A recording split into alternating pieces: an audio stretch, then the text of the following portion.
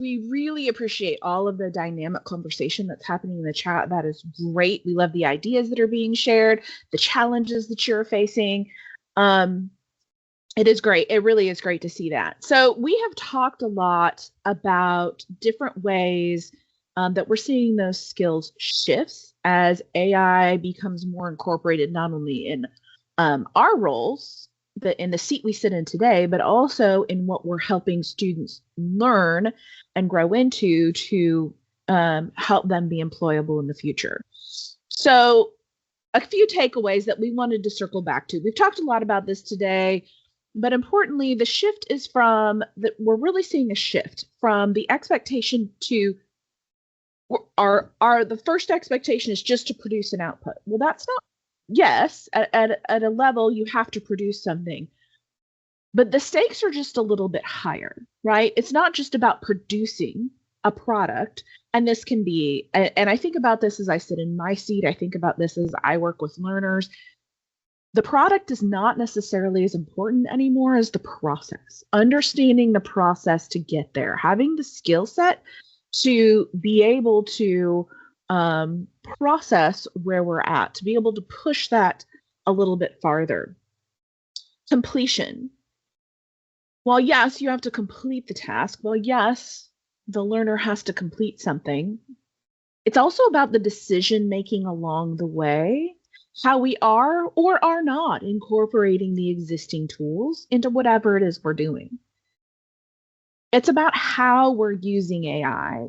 It's about how we're thinking about how we're using AI and how we are allowing AI to integrate with what we're doing. We've seen it in the chat, right? I've seen some great discussions happening about, well, how do I respond to emails? Am I using AI to respond to emails? Am I not using AI to respond to emails?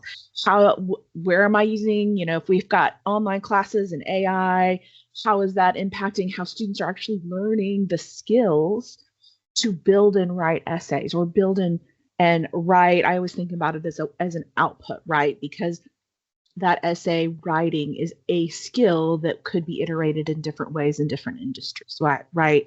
So how are we using those skills? How do I use those skills when I'm asked to produce an executive summary for a presentation, or while I'm putting in notes for the next meeting, when I've got to add agenda items for a next meeting? How are we using AI to do that? So we have a final thought for you.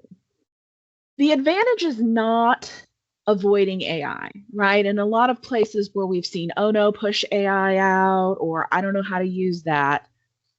The real advantage is knowing where human thinking matters most and where we can incorporate those AI tools, because at the end of the day, that's what we're using. We're using a tool to improve the process and the product ultimately that we're working on. So as you move forward, we have a challenge step, we have a next step.